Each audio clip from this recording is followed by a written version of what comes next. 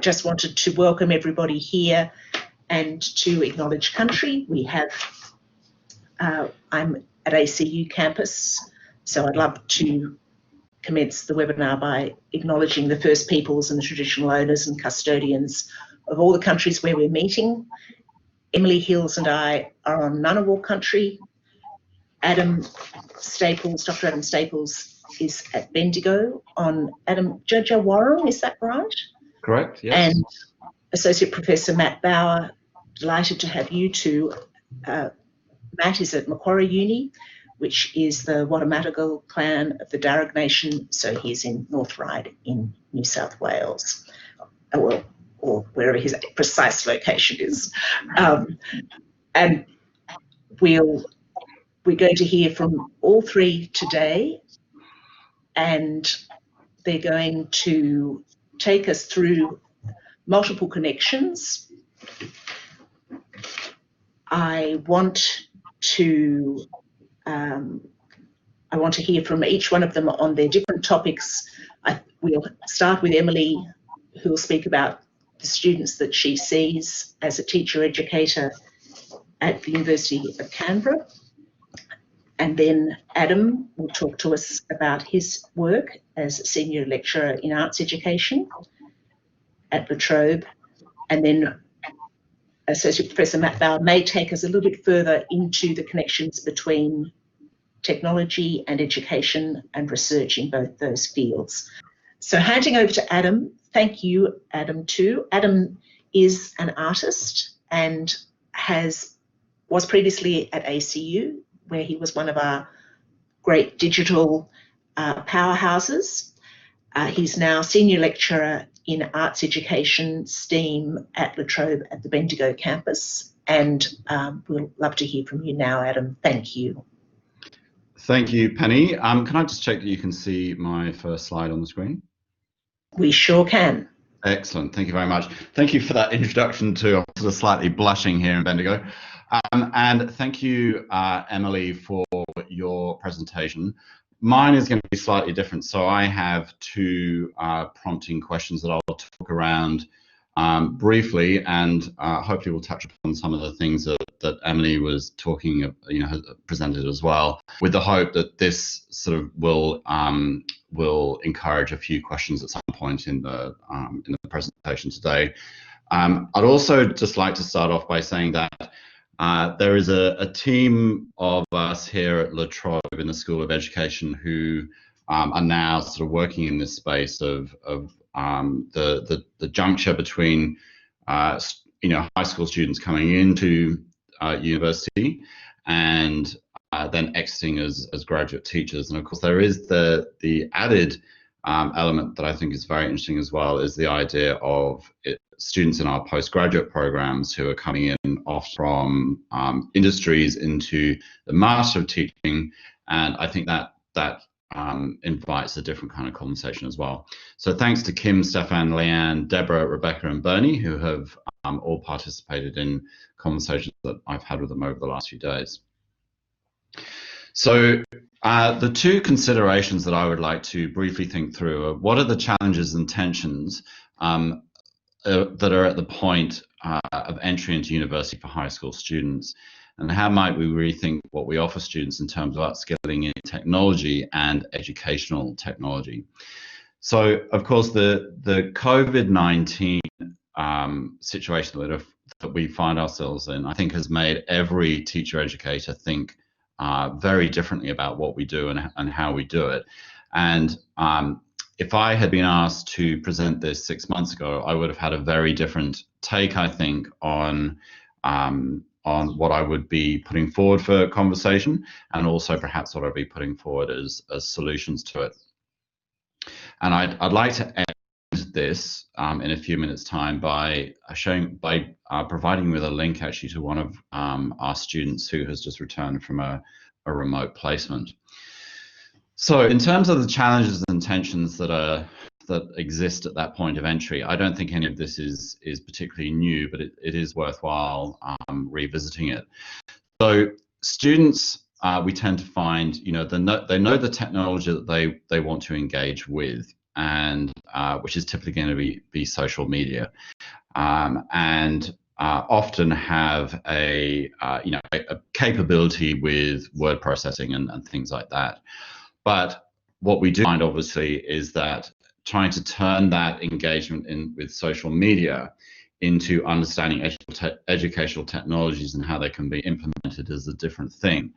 And I tend to find that the response very often when we talk about that transition from how you're using social media, in your day-to-day, to moving it into the educational technology space, the conversation immediately centers around cyber safety and cyberbullying. Now, that is a very valid concern, and it's a really important digital literacy that students need to be aware of. But I think that when we're having those conversations with students about the transition into the educational paradigm, that it's obviously more than cyber safety and cyberbullying, and that from that there needs to be an awareness around built around digital literacies. We don't know what the students are bringing to the university context with them in terms of technology knowledge most of the time.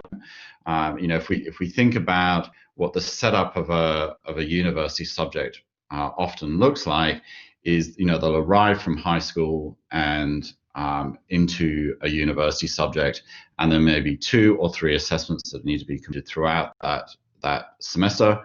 A 12-week semester structure, and it may be that they're creating a website or creating an ebook or whatever it may be. But I think that we would be well placed to have a good understanding of what students are capable of doing and what they understand their confidence in line with the technologies.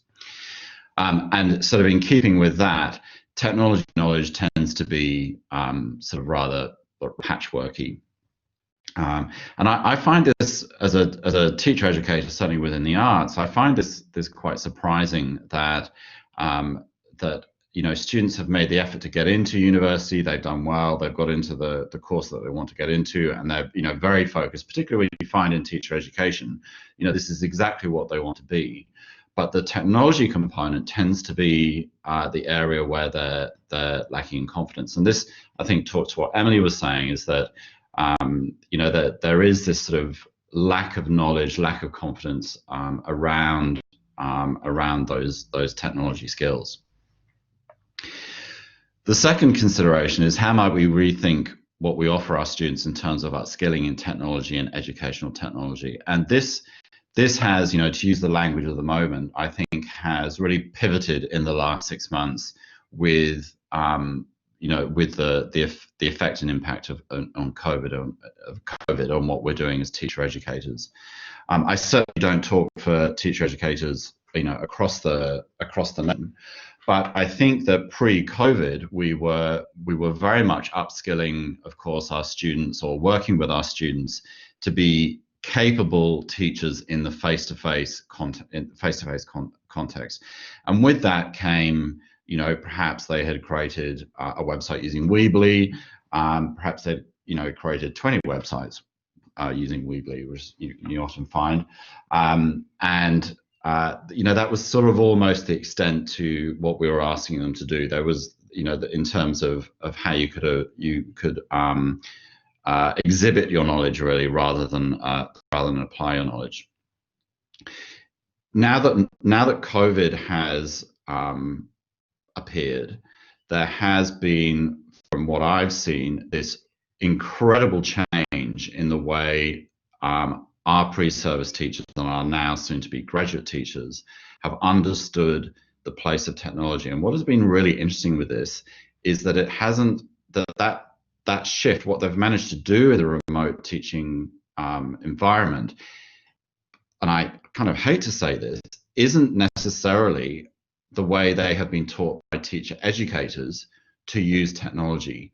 So much of it, so the success stories that we've been hearing, so much of it is self-directed, and I think that is a really important component of what is happening, that actually that students are working through their 2 years or their 4 years of a course, whether they're postgraduate or undergraduate, and that this idea of self-direction and self-efficacy is actually where the successes are happening. So it's important to know that there are successes emerging from and within teacher education.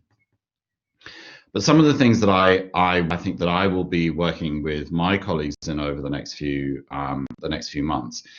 First of all, this idea that digital literacies are a given as opposed to being emergent. A lot of the conversations I have with students are, digital literacies are becoming important, or digital literacies are a new concept in our thinking, which of course we know is not the case.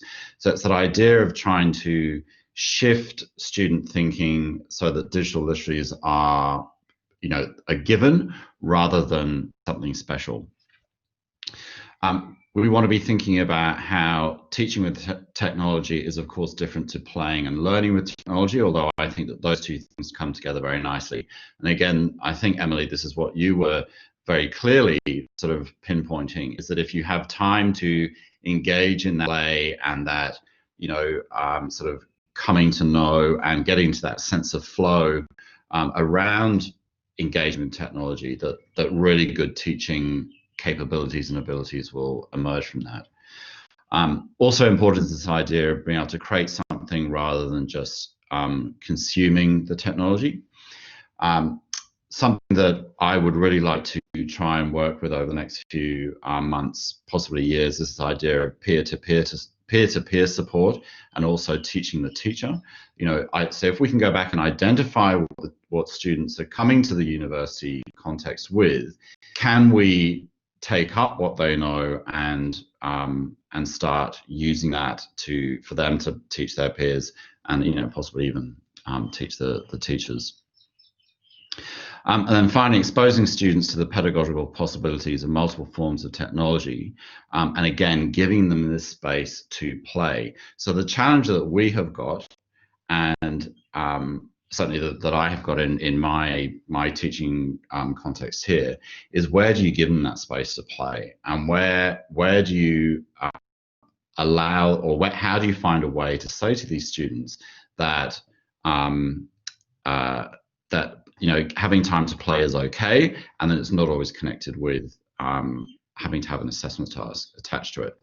So there's a couple of considerations for us to think about. And then finally, I know that time is pressing on. I'm not going to play this now, but over the last 2 months, we've been collecting a lot of data and feedback and stories from our students who've been on remote placement. So here in Victoria, we've been on remote placement pretty much since April. We even had instances of students who are on face-to-face and actually in the classroom, and then when the various lockdowns were put into place, the very next day they were finding themselves in the remote context.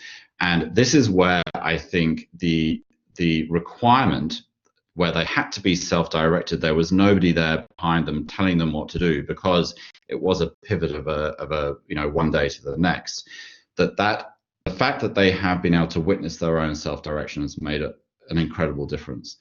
I've had countless conversations with students who are saying they were really nervous about the remote context, mainly because they felt they didn't have the technology knowledge, and then they have come back from the end of that remote teaching episode and have said that it was one of the best learning and teaching experiences of their lives. And I think that in that there is something, I haven't had time to unpack that fully, and myself and my colleagues, we will be hopefully over the summer break be looking into this more, but that idea of the self-directed moment and what has come from that, I think is something that is really going to shape how technology and educational technology, learning and experiences are going to be put forward and put forth to pre-service teachers, certainly within our context, over the coming years.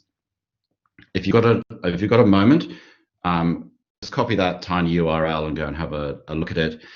this, you know, one story of how he was able to pivot his practice was absolutely incredible, and that is what I think we should be thinking about in the future. And that's me done, Penny.